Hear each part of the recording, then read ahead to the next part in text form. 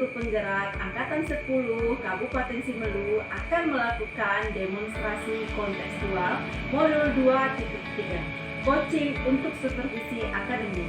Dalam hal ini saya, Hema Farlina, berasal dari SMA Negeri 1 Tepah Barat, berperan sebagai supervisor. Saya Eni Mila dari SD Negeri 14 Simelu Timur, berperan sebagai coach. Dan saya Fatmawati dari SMA Negeri 1 Sinabang, berperan sebagai coach. Selamat menyaksikan. Assalamualaikum Bu Emi. Waalaikumsalam Bu Emma. Apa kabarnya Bu Emi? Alhamdulillah. Bagaimana dengan Ibu? Alhamdulillah, kabar saya baik juga. Oh ya Bu Emi, hari ini Ibu akan melakukan coachingnya dengan Bu Fatma. Iya Bu. Oke Bu Emi, sebelum Bu Emi melakukan proses coaching, ada yang ingin saya tanyakan dulu Bu Emi. Boleh Bu Emi?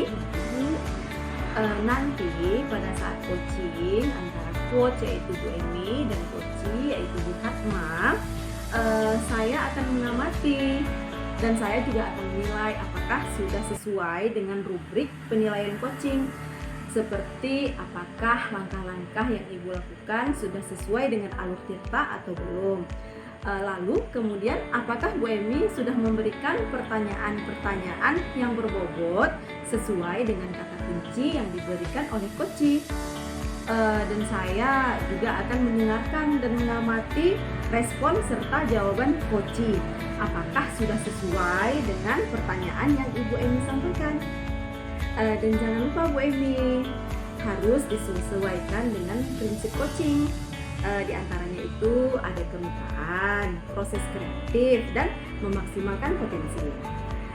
Sebelum melaksanakan proses observasi nih Bu Emi, ada yang sedikit yang mau saya tanyakan, boleh Bu Emi? Untuk yang pertama Bu Emi, kompetensi apa yang ingin Bu Emi kembangkan dalam proses coaching nanti? Baik Bu, kompetensi yang ingin saya kembangkan adalah pada coaching kali ini yaitu pastinya tentang kompetensi inti coaching ya Bu. Ini ya. Yang pertama tentang kehadiran penuh, yang kedua mendengarkan aktif, dan yang ketiga mengajukan pertanyaan berbobot kepada coach. Baik, berarti Bu Emi ingin mengembangkan 3 kompetensi itu ya, yaitu tentang kehadiran penuh, mendengarkan aktif, dan mengajukan pertanyaan berbobot. Di antara ketiganya Bu Emi, yang mana kira-kira yang lebih spesifik yang ingin Bu Emi kembangkan? Lebih spesifik yang ingin saya kembangkan ya Bu, itu mendengarkan aktif dan mengajukan pertanyaan berbobot kepada coach. Begitu Bu. Oke Bu Emi. Nah, terakhir nih Bu Emi, indikator yang bagaimana yang ingin Bu Emi capai dalam coaching kali ini? Nah, indikator ketercapaiannya, saya akan melihat apakah coach sudah bisa mencari solusi tentang masalah yang dihadapi, dan juga coach memiliki rencana aksi atau rencana ke depan yang harus dilakukannya. Baik Bu Emi.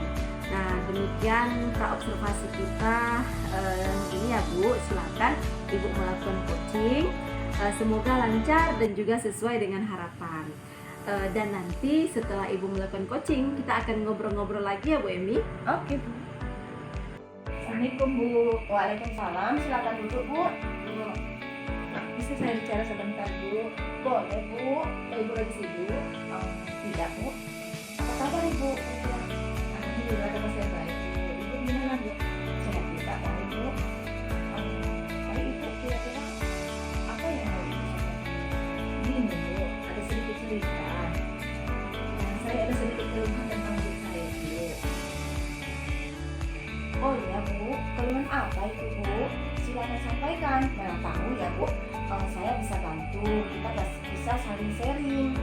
Begini Bu, saya merasa agak khawatir dengan rendahnya minat belajar matematika siswa-siswa saya Bu. Sepertinya mereka merasa bahwa pelajaran matematika itu tidak begitu penting Bu.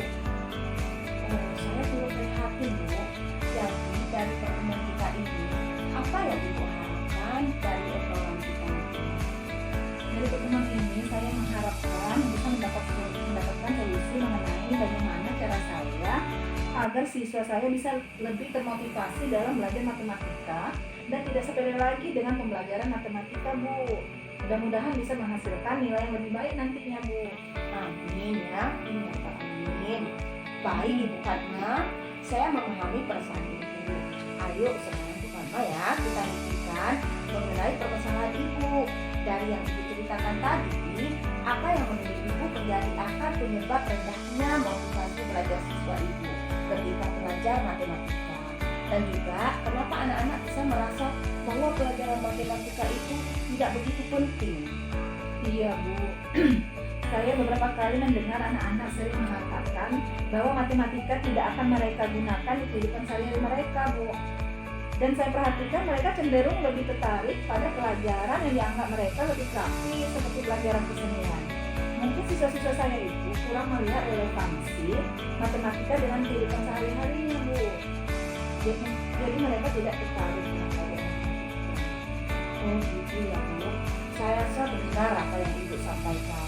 Mereka tidak melihat relevansi matematika dengan kehidupan sehari-hari. Makanya mereka cuek ya dengan pelajaran matematika. Jadi kalau begitu ya Bu, bagaimana menurut Ibu yang harus dilakukan agar mereka tertarik dan nggak cuek lagi? Kira-kira apa yang akan Ibu lakukan sebagai tahap awalnya? Saya pikir, Bu, langkah pertama yang saya lakukan nih adalah membuat pelajaran matematika lebih relevan dengan kehidupan sehari-hari mereka. Saya bisa mencari contoh-contoh yang nyata dan memperlihatkan bagaimana matematika itu digunakan dalam situasi dunia nyata. Saya akan menunjukkan pada mereka betapa pentingnya matematika dalam kehidupan sehari-hari mereka, Bu. Saya akan berusaha untuk mengaitkan pelajaran matematika dengan contoh-contoh nyata yang relevan dengan minat mereka. Misalnya dalam mengatur keuangan, Bu, menghitung diskon kartu belanja, atau dalam kaitan sesuai cita-cita mereka nanti yang mungkin juga memerlukan pemahaman matematika. Bagus sekali Bu Fatma. Langkah berikutnya lalu apa lagi Bu Fatma?